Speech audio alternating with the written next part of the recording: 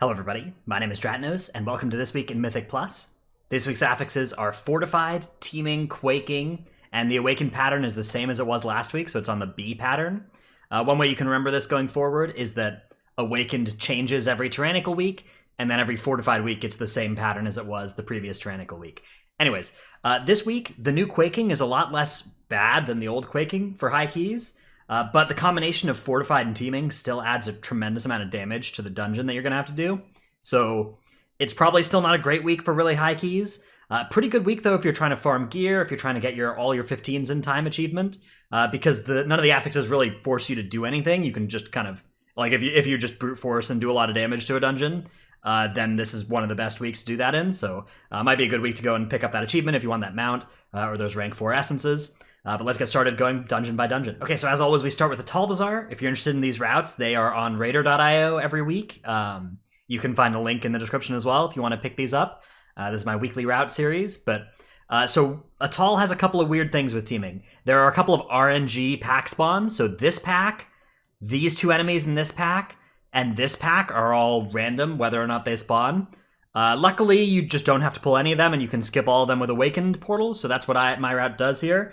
So you pull these three, you portal over here, then you go back down the mid, take out Razan, you do the middle pack, which you should probably snap onto one of these side bits if you can. That makes it a lot easier on the rest of your group that's not the tank.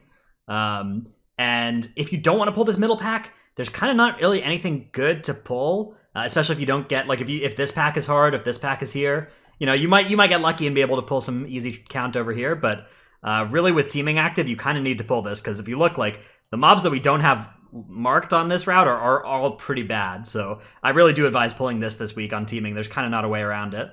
And then, yeah, you're killing off full call. One thing that this route wants you to do, which I think is good in a lot of dungeons this week, is fight an Awakened enemy with the last boss. It's Teeming, and so you're going to have to do extra pulls. So one way to kind of make back some of that time is to fight a mob with the last boss. And since it's fortified, that's a little easier to do than it was last week, especially because, Necrotic is not active. If you choose to fight this one with this one, be aware that, you can't burn all your kicks on this, because this Yasma has an important kick as well. So this is something that you shouldn't do if you're not able to coordinate your kicks on these things. And instead you can just, have somebody run out, grab these two packs and pull them to the side, and the rest of your group goes into this portal and kills off this while that person either dies or vanishes or whatever. So that's the main strategy I'd advise this week. Freehold, you're going to want to start off with a Bloodlust on some trash because it's Fortified week, so just grab all these and Bloodlust, and then nothing else really too rough here. You can find time, like, you could Bloodlust to pull in this area as well once that comes off cooldown. And then one thing that I want to do, which is a very common thing in Freehold, most groups I think are doing this these days, is fighting the spider again with the last boss. Here that's pretty easy because Harlan is very free from 100% to 60%. He really doesn't do anything. One thing that's worth noting is his cannon barrage will do damage to the Awakened enemy, so that can help speed things up if you have everybody stack under it. You can do a little bit of extra damage to it. And yeah, just other than that, really not too much going on in here this week. You do have to be careful. Okay, one thing you do have to be careful of is Quaking on Harlan Suite, especially when you're not pulling this pack. You do need to be able to conserve your space in the corner of the room, and ideally, like, when you don't have, in the later parts of the fight, when everybody's getting the cannon barrages under them, you need to make sure that you're playing as tight as you can with those when you don't have a Quaking circle under you, so that then if you do get a Quaking circle, you'll have a little bit more space to spread out in. Nothing too major about King's Rest this week. I've kind of got this default strategy that I've basically been using every week, which it's like, all right, we're going to skip this pull, and this pull. There are a couple of options there, like you can add this and cut this guy, or you can add this and potentially cut some more stuff over here. You can find you can like pull this pack if you wanted to and skip some more stuff elsewhere. But I think this is a pretty safe way to attack this dungeon.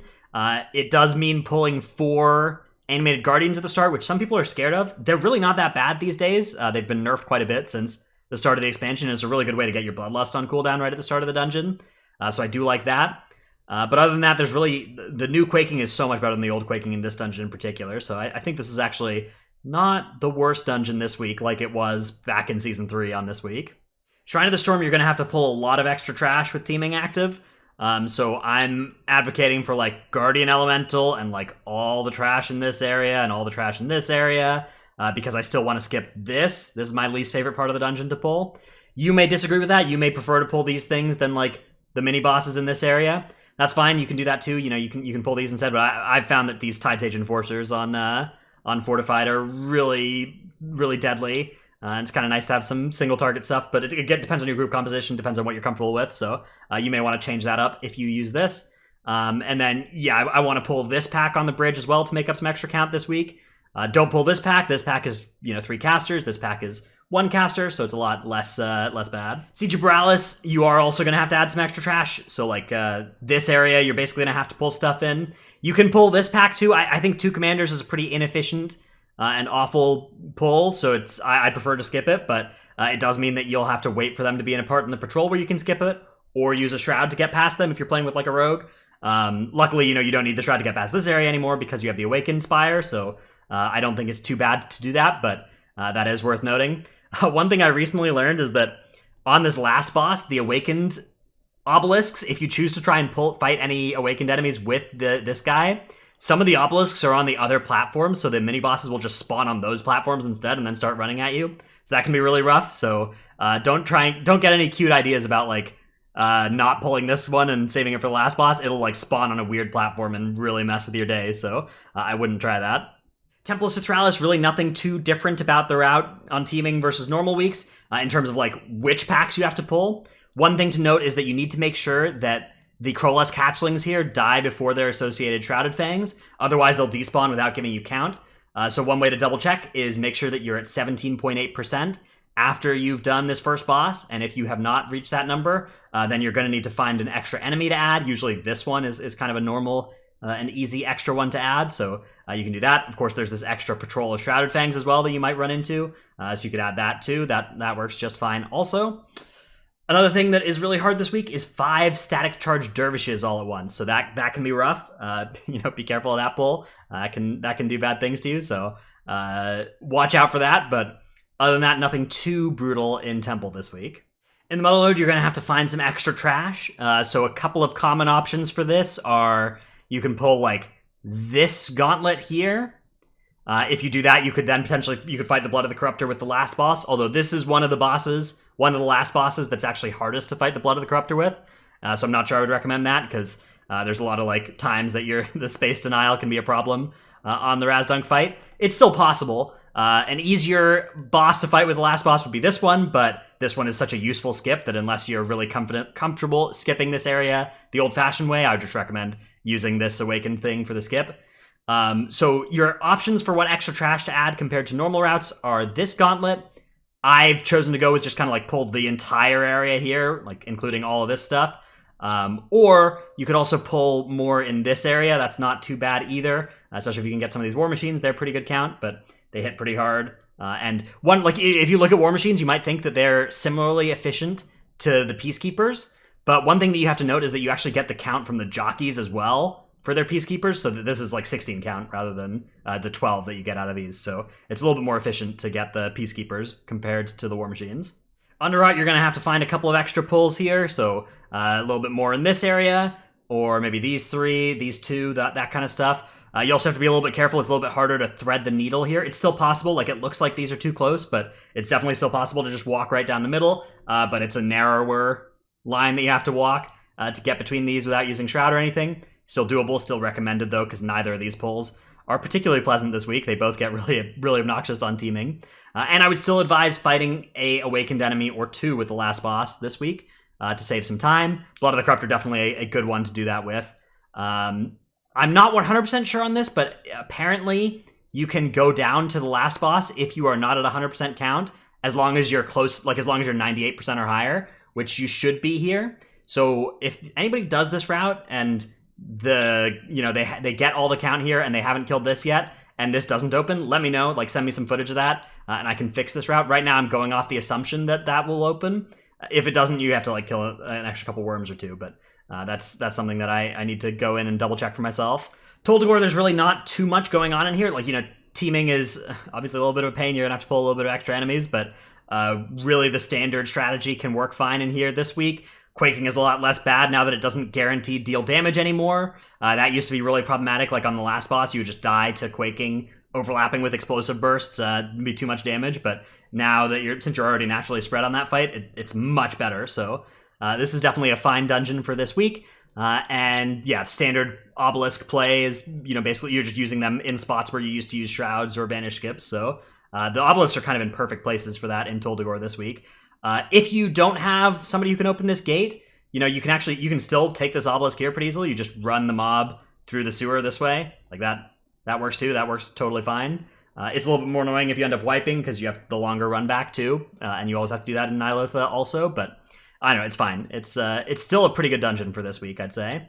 All right, Waycrest. I'm still on the train that this is a great thing to do, which is to take this first portal to the left, even if you got a right-hand side door. So if you have top right in particular, you just grab this. Like you go into the spire here, and you just run all the way up and over this way, down here, out through this way, and you run all the way over, back up the stairs again, I think, because the door will be open there, all the way back over, and then you eventually kill this thing over here. And so that costs a minute and a half or so, but it's worthwhile, I think. It's really nice to get the left-hand side route instead of dealing with some of these obnoxious right-hand side pulls.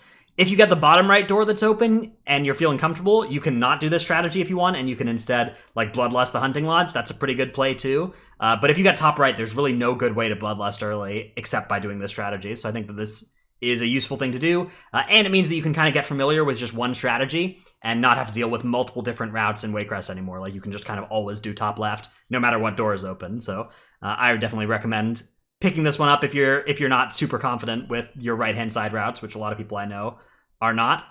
One thing that this route does is it does go and pick up this obelisk. You don't have to do this. Like you can fight this thing with the last boss. That's definitely allowed.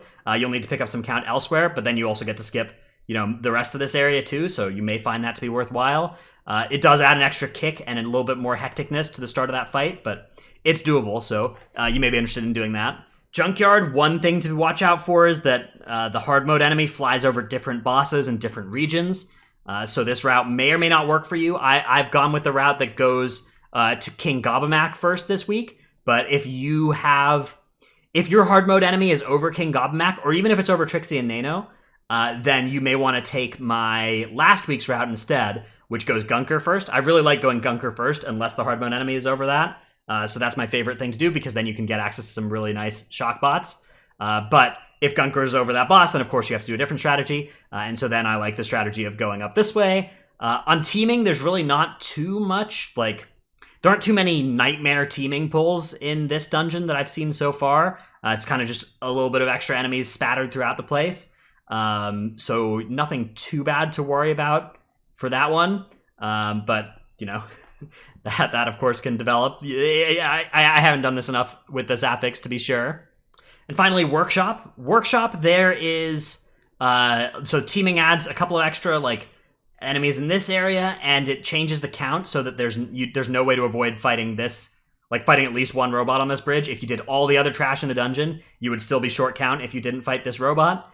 So I'd recommend, you can add that robot, and then you can cut this 5-pack, and that makes your count perfect. One thing to watch out for is that if these things die after your group is wiped, if they finish their Volatile Waste cast after your group is wiped, you won't get count from them. So if that happens, you'll need to pull an extra pack or an extra robot later to make up that count. Another option you have here is fighting the Blood of the Corruptor with the last boss. I would definitely recommend that this week if you're feeling up to it. So just don't fight this until then, and you add it with the last boss, and that'll save you some time, and it should be doable given that it's Fortified Week. Hope you enjoyed this edition of This Week in Mythic Plus. If you did, remember to like and subscribe. Check out my Twitch stream, twitch.tv/ratnose. Thanks everybody for watching. I'll see you in the next one.